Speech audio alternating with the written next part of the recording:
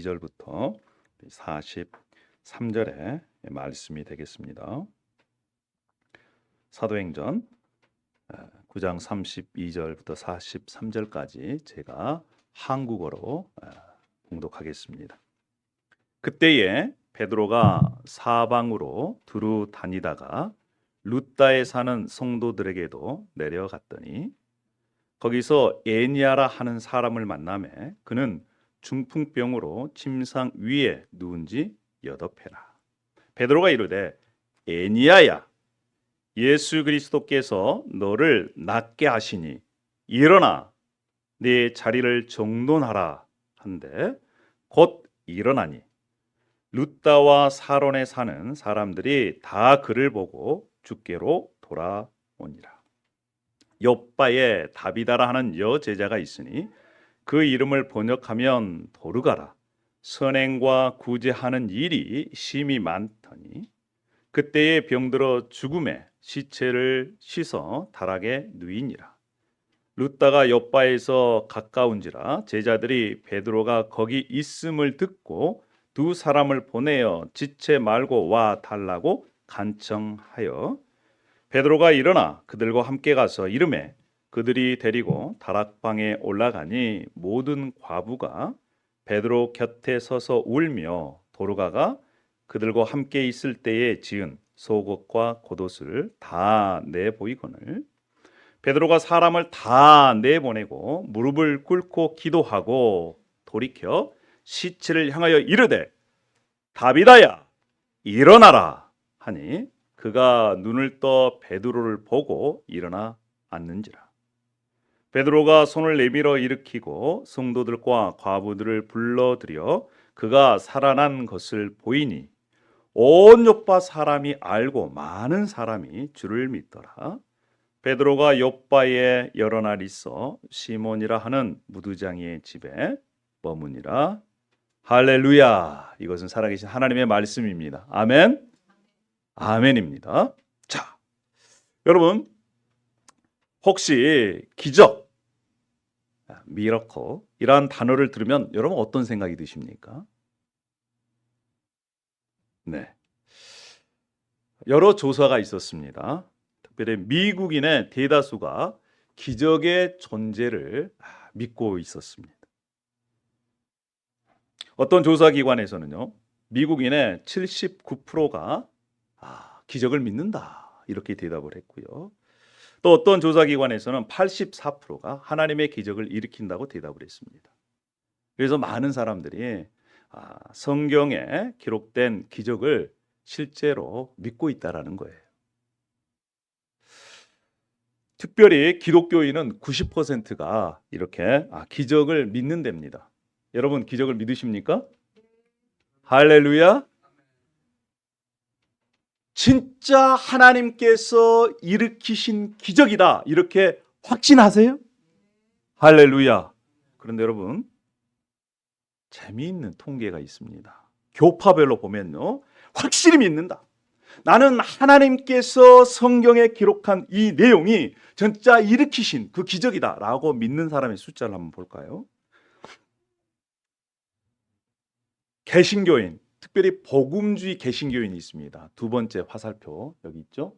우리가 속해 있는 것입니다. Evangelical Protestant. 복음적인 기독교인은요 81%가 진짜 확신한다는 거예요. 하나님께서 진짜 기적을 일으키신다. 예수님의 말씀에 기적을 진짜로 확신하는 사람들이 몇 퍼센트요? 81%. 카톨릭은요 51%. 여러분 심각한 것은 그 옆에 있는 것입니다. 메인라인 개신교. 특별히 소위 얘기해서 자유주의라고 얘기를 합니다. 주로 성공회, 루터교, 미국 장로교, 감리교 등 여기에 속해 있어요. 전체는 아니지만 많은 사람들이 성경에서 기록한 그 기적을 기적대로 믿지 못하는 퍼센테이지가 55%. 그러니까 45%는 확신하지 못한다는 겁니다. 연령대를 보면요 더 심각해요. 젊은 친구들일수록 성경에서 말하는 그 기적을 믿지 못하는 경향이 있다라는 것입니다. 그런데 사랑하는 여러분, 우리가 믿는 성경은요, 우리에게 기적이 하나님께서 역사하시는 구체적인 사건이다라고 선언하고 있습니다. 여러분, 오늘 본문은요, 바로 그 기적, 특별히 치유와 부활의 이야기를 이렇게 담고 있는 것입니다. 지난주에 나누었던 우리 사도행전 9장 이 앞부분에서는요, 예수 그리스도를 핍박했던 사울이 다메섹 도상에서 예수님을 만나는 놀라운 회심의 사건을 기록하고 있습니다.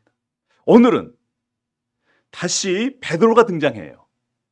그리고 그의 사역을 통해서 주님의 능력이 어떻게 나타났는지를 보여주고 있습니다. 오늘 우리는 베드로를 통해서 역사하시는 주님을 보고 우리에게도 동일하게 역사하시는 예수 그리스도의 이름의 능력을 깨닫고 확신하는 저와 여러분 되기를 소망합니다. 할렐루야. 그래서 우리가 이렇게 외칠 수 있습니다. 오직 예수 그리스도의 이름만이 우리의 진정한 치유와 생명을 가져다 줍니다. 할렐루야. 여러분 믿으십니까? 오직 예수 그리스도의 능력만이 우리에게 진정한 치유와 자유, 생명을 줄 수 있다는 것입니다. 자, 그러면 베드로의 사역을 통해서 나타난 예수님의 이름의 능력은 구체적으로 오늘 본문을 통해서 어떠한 모습으로 나타나고 있을까요? 32절 우리 한번 보십시다. 32절에 베드로가 각처를 두루 다니다가 루다에 사는 성도들에게 내려갔다 이렇게 말씀을 합니다. 베드로가요 각처를 두루 다녔습니다. 그러니까 베드로의 사역은 우연히 여기 갔다 저기 갔다 한 게 아니라 계획성 있게 지금 예루살렘과 온 유대와 사마리아와 지금 그 주변에 계속해서 교회들이 생겨나고 있어요. 그래서 그 교회들을 든든히 세우는 그러한 사역들을 지금 베드로가 하고 있는 것입니다. 자, 이제 베드로가 예루살렘에서 이제 해안 쪽으로 지중해 쪽으로 내려갔어요. 거기에 루다라는 도시가 있었습니다. 그런데 거기에 누가 있었냐면 애니야라는 사람이 있었어요. 33절에 이렇게 기록하고 있습니다. 자, 애니야라 하는 사람이 중풍병으로 침상에 누운 지 8회라. 8년 동안 스트로크에 와가지고요 전신마비가 돼서 지금 침대에 몇 년 동안 누워 있어요? 8년이야, 8년. 세상에. 여러분, 긴 병에 효자 없다고요? 8년 지나면 어떻겠습니까? 본인이 치유된다라고 하는 소망이 있겠어요? 가족들이 소망이 있겠습니까? 여러분, 그때 당시 지금도 쉽게 고쳐지기가 어려워요. 그런데 당시 의학 수준으로는 중풍병은요 불치병이에요. 한번 중풍병을 맞으면요 끝나는 겁니다. 그래서 가족들도 처음에는 그의 회복을 위해서 예를 썼겠죠. 이런 약도 먹여보고 또 의원에게도 가보고 그랬는데 8년이란 세월 동안 환자 자신뿐만 아니라 가족들도 다 포기한 상태가 되지 않았을까요? 그런데 34절에 놀라운 일이 벌어집니다. 어떤 일이에요? 베드로가 그 애니야를 만나요. 만나면서 이렇게 선포합니다. 애니야야, 예수 그리스도께서 너를 낫게 하시니 일어나 네 자리를 정돈하라. 이렇게 말씀하세요. 그랬더니 곧 일어나니. 베드로가 뭐라고 얘기합니까? 내가 너를 낫게 하겠다. 이렇게 얘기해요? 아니에요. 예수 그리스도께서 너를 낫게 하신다. 이렇게 선언합니다. 지금 치유의 주체가 누구라는 거예요? 예수 그리스도. 할렐루야. 누가 치유하신다고요? 예수님이 치유하신다는 것입니다. 베드로가 아니라 예수님께서 치유하신다. 할렐루야. 그리고 네 자리를 정돈하라.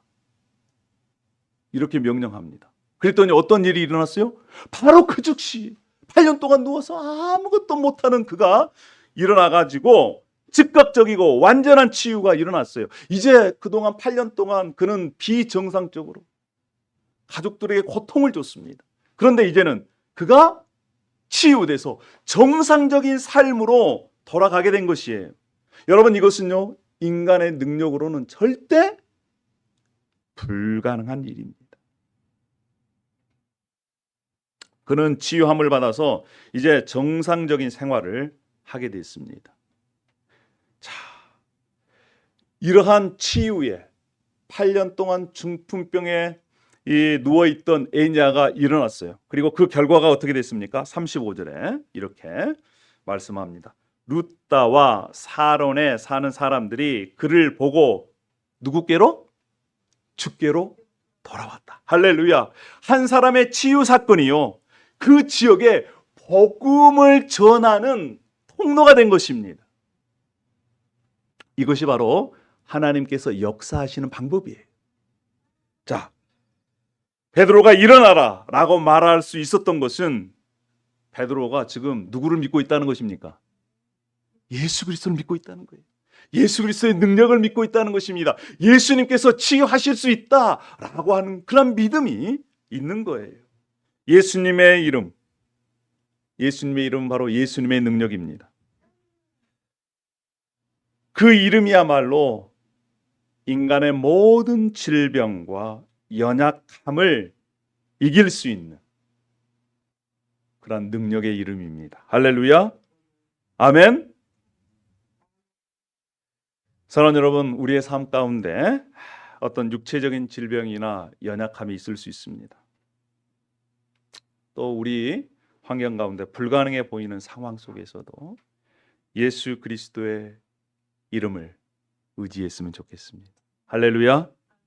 치료되지 않는 질병, 회복되지 않는 관계, 해결되지 않는 문제, 그 문제를 주님께 맡기고 우리가 그분의 능력을 경험해야 되지 않겠습니까? 이 지난 한 주 동안 제 몸이 많이 불편했어요. 설교를 준비하면서 제가 뭐 했겠습니까? 이렇게 설교하는데 저도 제 자신에게 명령했어요. 제발 아픈 배야 나아라. 또 갈등 속에 있는 그러한 마음들 떠나가라. 할렐루야. 예수 그리스도의 이름엔 능력이 있습니다. 아멘입니까? 아멘. 여러분, 치유는요, 단순히 개인적인 차원을 떠나는 것입니다. 하나님께서는 오늘도 하나님의 백성들을 통해 기적을 행하십니다. 여러분 믿으세요? 아멘입니다. 이를 통해서 더 많은 사람들이 주께 돌아올 수 있는 통로의 역할을 하는 거예요. 자, 예수 그리스도 이름에는 그 모든 것을 치유하시는 능력이 있다라고 하는 것을 오늘 이 본문은 저와 여러분에게 말씀해 주고 있습니다. 그런데 치유의 능력뿐만 아니에요. 우리가 36절을 읽어보면 더 놀라운 사실을 우리가 만나게 됩니다. 자, 욥바에 다비다라 하는 여제자가 있었습니다. 그녀는 선행과 구제하는 일을 심히 많이 했어요. 다비다는 단순한 믿음만 가진 사람이 아니었습니다. 성경에는요, 특별히 신약 성경에 그녀를 이렇게 소개하는 단어가 있어요. 무슨 단어입니까? 그녀를 뭐라고 얘기해요? 여제자. 신약 성경에 단 한 번만 나와요. 다른 데는 다 제자라고 나옵니다. 그런데 이 다비다만은요, 여제자라고 딱 찝어서 얘기해요. 그만큼 이 다비다는요, 예수 그리스도를 믿는 일에, 그리고 예수 그리스도를 닮아가는 일에 선행과 구제의 삶을 살아낸 거예요. 그런데 37절에요, 갑작스러운 일이 생겨납니다. 어떤 일이에요? 그때에 병들어 죽었어요. 그리고 시체를 씻어서 다락에 놔놨습니다. 여기서 다락은요, 그 집에서 제일 좋은 방이에요. 좋은 방에다가 지금 모셔놨어요. 얼마나 충격적인 일입니까? 여제자라고 칭했던, 예수님을 닮아가고 선행과 구제를 했던, 어렵게 사는 사람들, 자기가 손수 옷을 지어가지고, 옷을 만들어가지고 제공해 줬던 그러한 하나님의 사람이 갑작스럽게 세상을 떠나요. 그게 세상입니다. 우리가 이해할 수 없는 그러한 부분들이 많아요. 왜 착한 사람이 이렇게 고통을 받고 하나님을 잘 섬기는 사람이 어려움을 당하는지 때로는 우리가 마음속으로 질문할 때가 있죠. 그렇지 않습니까? 자, 38절 공동체의 반응을 한번 보십시다. 룻다가 욥바에서 가까웠어요. 얼마 떨어지지 않는 그러한 동네입니다. 거기에 누가 있다는 소식이 들려옵니까? 베드로가 있다는 소식이 들려와요. 그리고 베드로가 8년 동안 침상에 누워있던 애니아를 고쳤다라고 하는 소식을 들었어요. 그랬더니 그 안에 지금 이 다비다가 속해 있는 그 교회 공동체가 베드로를 불러옵니다. 자, 그리고 베드로에게 부탁을 해요. 그들이 왜 베드로를 불러왔을까요? 그들은 들었어요, 소식을. 예수님께서 베드로를 통해 치유를 베푸셨다는 것을. 자, 그래서 39절에요. 베드로가 일어나서 함께 갑니다. 그리고 다락방에 올라가 봤어요. 그랬더니 모든 과부들이 그동안 다비다에게 도움을 받았던 그 과부들이 울고 있습니다. 그러면서 하는 얘기가 있어요. 이 옷은요, 다비다가 살아있을 때 저에게 만들어준 겁니다. 다비다가 이런 옷도 만들어줬어요. 다비다가 제가 어려울 때 이렇게 저를 도왔습니다. 이런 얘기를 하면서 울고 있는 거예요. 그랬더니 베드로가 다 나가라고 합니다. 그러면서 무릎을 꿇고 하나님께 기도해요. 이 기도의 모습을 통해서 능력의 근원이 어디로부터 온다? 예수 그리스도 하나님께로 온다라고 하는 것을 우리가 볼 수 있죠. 그리고 명령합니다. 다비다야 일어나라. 이렇게 했을까요? 네, 제가 추측하기는 다비다야 일어나라. Get up. 죽음을 향해서 이렇게 명령했습니다. 어디서 많이 듣던 거 아니에요? 예수님께서도 그렇잖아요. 죽은 소녀를 통해서 달리다 쿰 소녀야 일어나라 라고 했을 때 그 소녀가 죽었는데 눈을 떴어요.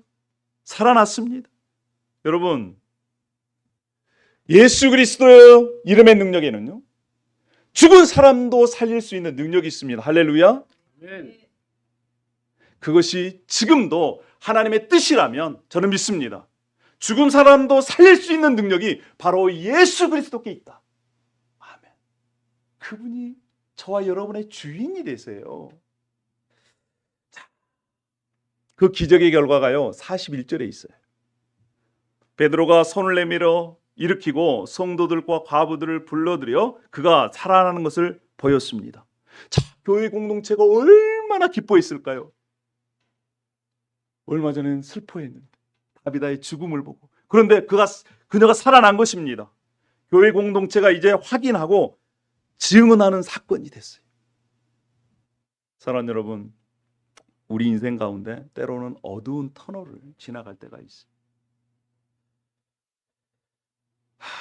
앞이 보이지 않으면요, 우리 인생 가운데 절망입니다. 그런데 그 터널 끝에 보이는 희미한 불빛이 보인다고 생각해 보세요. 그 불빛은 우리에게 소망을 줘요. 그리고 우리는 그 빛을 향해 걸어갈 마음을 갖습니다. 많은 사람들이 죽으면 끝이다 이렇게 생각해요. 그러나 끝이 아닙니다. 죽음이라는 어두운 터널 앞에서 모든 것이 끝났다고 생각할 때, 저와 여러분의 인생 가운데 정말 모든 것이 끝이다, 더 이상 소망이 없다라고 생각할 때 예수 그리스도를 보면 소망을 발견할 수가 있습니다. 할렐루야. 예수 그리스도의 이름은 바로 어둠을 뚫고 우리에게 오는 빛과 같은 거예요.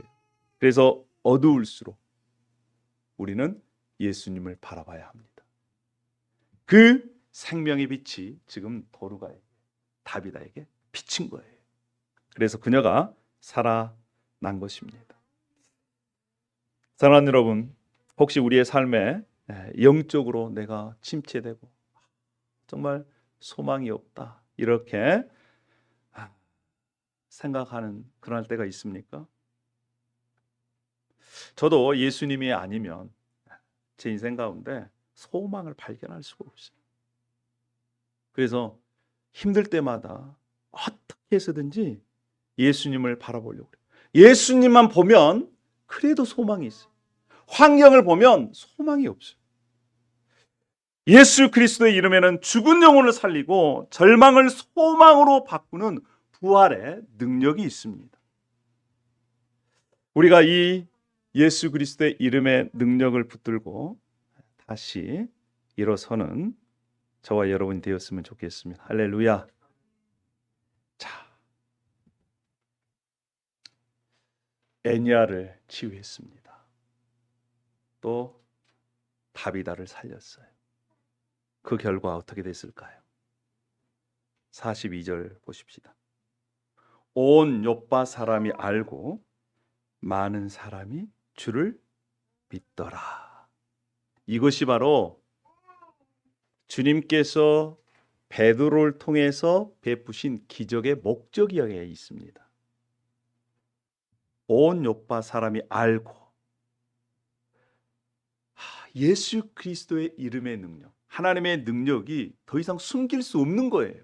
증거로 나타나는 것입니다. 진정한 하나님의 능력은 반드시 드러나게 되어 있습니다. 여러분, 다비다의 부활은요, 개인적인 사건으로 끝나는 것이 아니에요. 온 지역에 소문이 퍼졌습니다.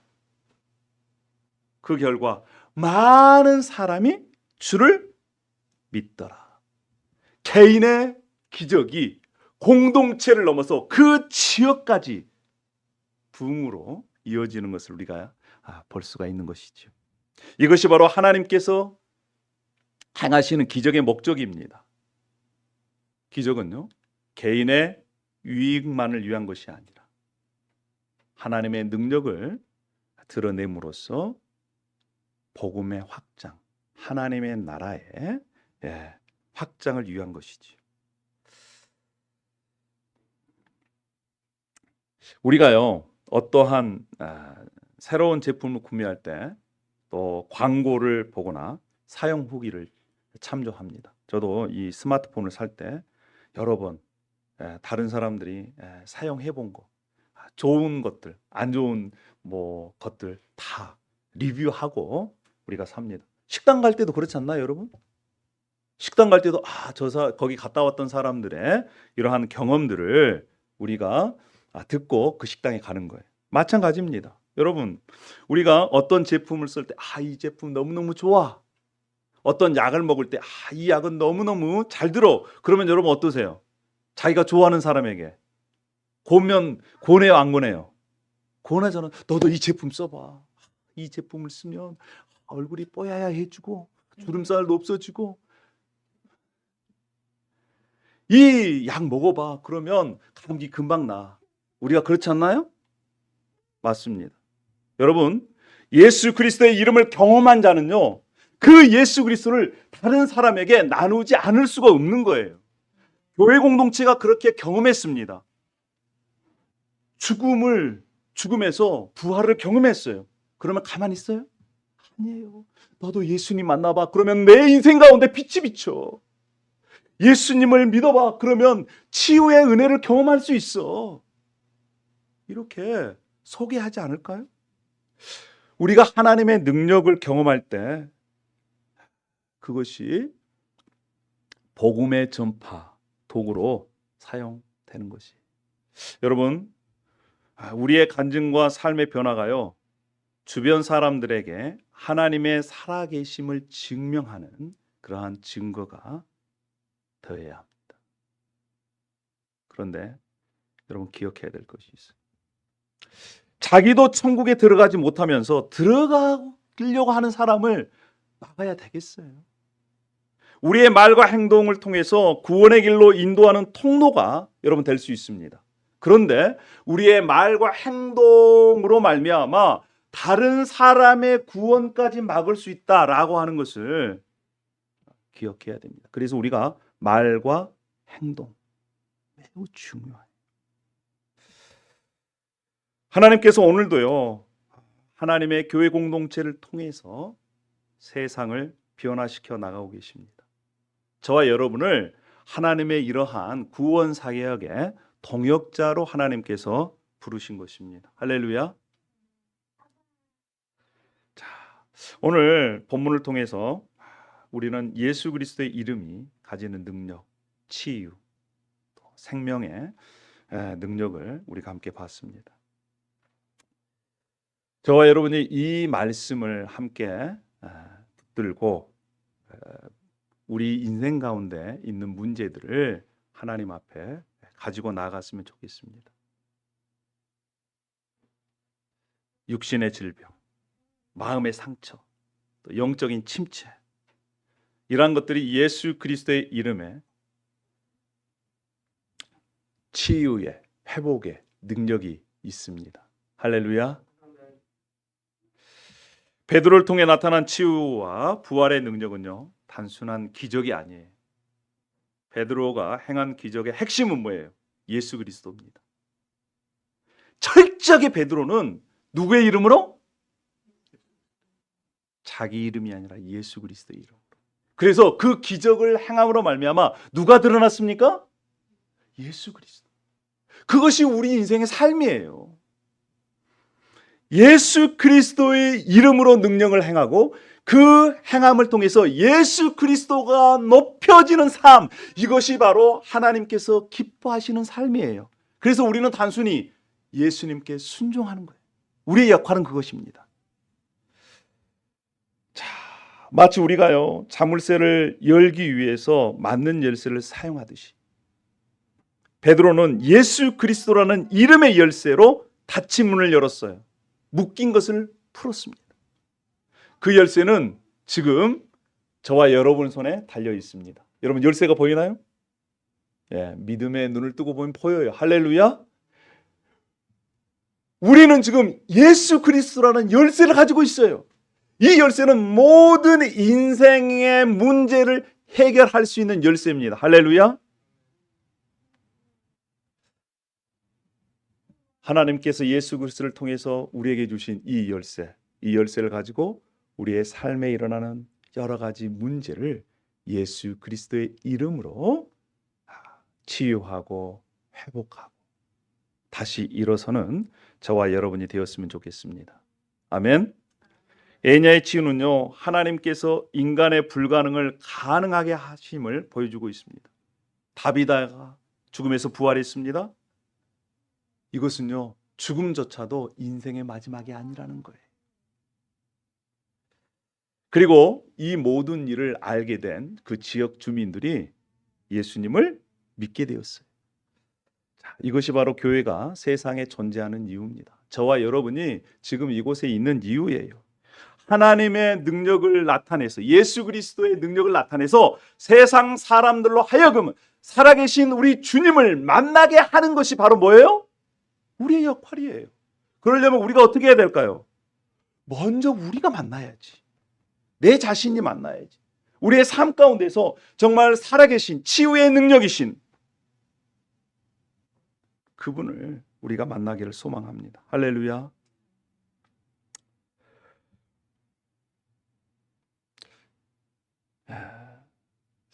지금도요, 중동 지역에는 기적이 일어나고 있어요. 터키에 사는 한 사람이 선천적으로 눈이 실명했답니다. 그는 무슬림이었어요. 그런데 그가 꿈속에서 예수님을 만났어요. 꿈속에서. 그 꿈을 꾸고 난 다음에 선천적으로 보이지 않던 그 눈이 이렇게 떼어져서 보게 됐다는 거예요. 현대의학으로는 설명할 수가 없습니다. 그런데 그 사건들을 통해서 그 가족이 예수님을 믿게 됐어요. 그리고 봉사였던 그가 보게 됨으로 말미암아 그 동네가 예수님을 믿었다는 거예요. 여러분 지금도요, 이 중동 지역에 또 남미 지역에는 이와 같은 초자연적인 기적이 일어나고 있어요. 미국 땅에는 일어날까요, 안 일어날까요?